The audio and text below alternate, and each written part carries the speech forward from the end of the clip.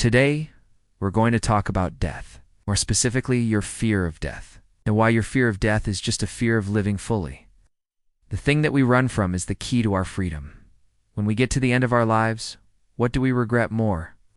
Not having enough work done, not having enough money, or not having lived fully, deeply, and authentically. What we tend to regret at the end of our lives is not taking the chances that we wanted to take, not living life to the fullest. Not being as brave as we could have been, not speaking our truth, not following our dreams. These are the things we regret.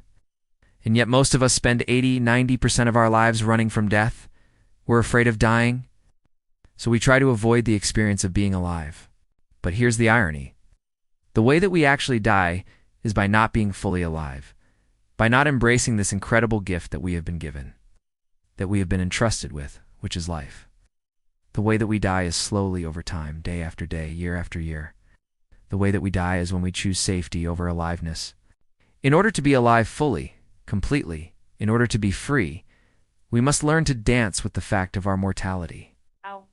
We must learn to dance with the fact that one day we will die. One day we will cease to exist, will no longer be in this physical form. What happens after that, none of us really knows. No one comes back from that experience to tell us what happens, so it's all a mystery. And so the only thing that we can do, the only thing that we can be sure of, is how we live now. Are we going to live small and scared and on the sidelines? Or are we going to live big and beautiful and brave and in the center of the circle of life? Are we going to allow ourselves to be fully alive? Are we going to allow ourselves to be deeply, deeply human? I remember the first time that I did an ayahuasca ceremony.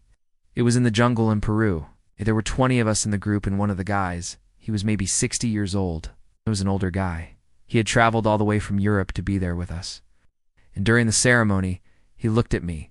He looked into my eyes and he said, "You know, sometimes when we look at the stars, when we look up into the cosmos, we feel very small, right?" I said, "Yeah, I know what you mean." And he said, "But the truth is, my friend, we are made of stars. The stuff that makes up our bodies, the atoms, the molecules, the particles, they were forged in the hearts of stars. We are literally made of star stuff. We are children of the cosmos. We are part of something much bigger than ourselves."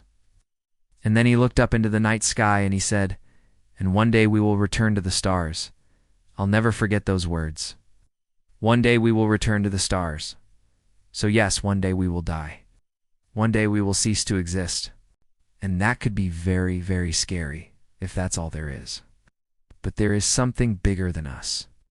There is something that is calling us, something that is guiding us, something that is loving us, something that is connected to something much bigger than ourselves. And I believe that when we die, when we leave this physical body behind, that we return to that. That is who we are. That is where we come from. That is where we are going.